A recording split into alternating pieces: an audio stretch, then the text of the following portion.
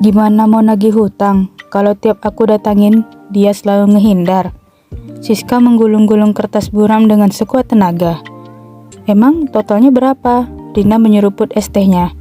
Kalau di total bisa sampai 5 juta. Tersemburlah es teh Rina hingga membasahi satu meja. Serius? Rina menatap tak percaya. Iya, 5 juta. Gimana aku nggak kesal? Mulailah Sonya membuka cerita soal hutang. Dia juga dihutangin Eci yang jika ditotal jumlahnya sampai 500 ribu. Ya, meski cuma 10%-nya Siska, tapi jumlah itu cukup besar baginya. Sonya dan Siska tidak habis pikir karena Eci meminjam uang bukan untuk kepentingan yang mendesak, seperti uang kuliah semester atau uang untuk makan sehari-hari. Ia meminjam untuk memenuhi gaya hidup. Tidak mau kopi sasetan, maunya kopi dari kafe ternama. Tidak mau makan di warteg, harus selalu makan di restoran yang ada di mall. Tas grosiran, dia anti akan hal itu. Cara Eci agar mendapat pinjaman adalah dengan pura-pura memiliki keperluan mendesak yang menyangkut tentang pendidikannya. Mereka teman satu SMA, tetapi beda fakultas. Tentu saja Siska, Sonya, dan Rina tidak begitu mengerti apa yang benar-benar diperlukan untuk tugas-tugas kuliah Eci. Mereka sama-sama dari desa, berjuang bersama-sama, jadi rasanya jika ada teman yang terhambat pendidikannya, mereka akan merasa sedih.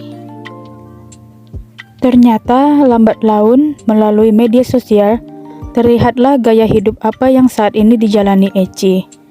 Mulai seminggu terakhir, Sonya dan Siska sudah mulai berani untuk menolak jika Eci ingin meminjam. Sementara itu, Rina kebalikannya. Mulai dari seminggu awal, dia sudah mulai menolak jika Eci meminta pinjaman. Hal itu juga yang membuat Rina menjadi kurang akrab lagi dengan Eci. Bahkan, Rina sempat diceritakan pelit oleh Eci kepada Sonya dan Siska. Awalnya mereka percaya sama Eci. Lama-lama, mereka tahu siapa yang benar. Sekarang, gimana strateginya untuk meminta duit-duit kita? Tanya Siska yang berulang-ulang kali menggosok-gosok rambutnya. Kalau aku udah ikhlasin. Rina kembali menyeruput es tehnya. Ya iyalah, kamu cuma diutangin 50 ribu. Sonya memukul pundak Rina dan Rina tertawa kecil. Tetapi beneran deh, kalau hutang itu bukan dipakai untuk hal-hal yang produktif, pasti akan sulit banget baliknya. Karena dari mana dia bakal balikinnya? Rina tersenyum. Ah, benar juga. Nyesel aku sekarang. Sonya menempelkan jidatnya ke meja. Ya, aku agak setuju dengan poin itu. Siska juga ikut-ikutan menempelkan jidatnya ke meja. Rina kemudian melanjutkan sarannya. Anggap aja uang itu sudah lenyap. Jika kalian bertemu dengan Eci dan ada kesempatan untuk menagih, hal itu tetap dilakukan. Jika Eci bisa mengembalikan, itu merupakan bonus bagi kalian. Jika tidak, ya biarlah berlalu untuk hari itu. Tetapi untuk saat ini, lebih baik berfokus pada apa yang ada di diri sendiri. Anggap aja 5 juta dan 500 ribu itu hutang pada diri sendiri. Bagaimana caranya menghasilkan sejumlah itu untuk menutupi lubang yang sudah terbentuk? Hanya sekedar saran ya guys. Rina lagi-lagi menyeruput es tehnya. Duh, es teh warteg ini memang segar banget. Bang, tambah minyak 1 porsi. Siapa yang mau makan? Kamu? Tanya Sonya. Enggak, aku mau traktir Rina. Dia cuma nyeruput es teh aja dari tadi. Nggak usah. Nanti aku mau bungkus nasi sekalian makan sore dan malam. Biar badanmu berisi dikit lah. Mereka bertiga tertawa. Sebenarnya, Siska ingin mengucapkan terima kasih karena telah membantu untuk membukakan pikirannya dengan konsep yang baru. Ya, benar.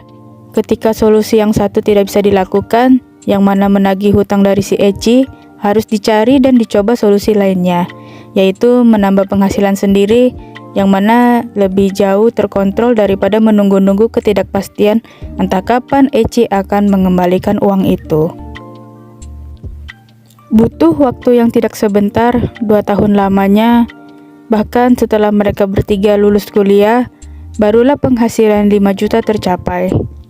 Usaha warteg mereka berjalan cukup lancar. Sekarang, Yang dari 3 bulan sekali ke kafe, setidaknya sekarang bisa menjadi sebulan sekali. Meskipun begitu, mereka tetap memilih untuk nongkrong dan ngumpul di warteg. Kalau diingat-ingat, dulu mikirin gimana dapetin 5 juta sulit banget. Sekarang, omongan Sonya dipotong oleh Rina. Masih susah, tapi lebih terbayang atau tergambar langkah-langkahnya bagaimana. Ketiganya tertawa. Tetapi tiba-tiba tawa mereka terhenti ketika ada seseorang mendekat ke arah mereka. Eci, nama yang sudah lama ingin dilupakan Sonya dan Siska. Guys, apa kabar? Baik, Eci apa kabar? Hanya Rina yang membalas pertanyaan itu. Berkali-kali Rina menyenggol lengan Siska dan Sonya, tetapi mereka masih diam saja. Wah, akhirnya kalian punya usaha sendiri ya? Eci tersenyum.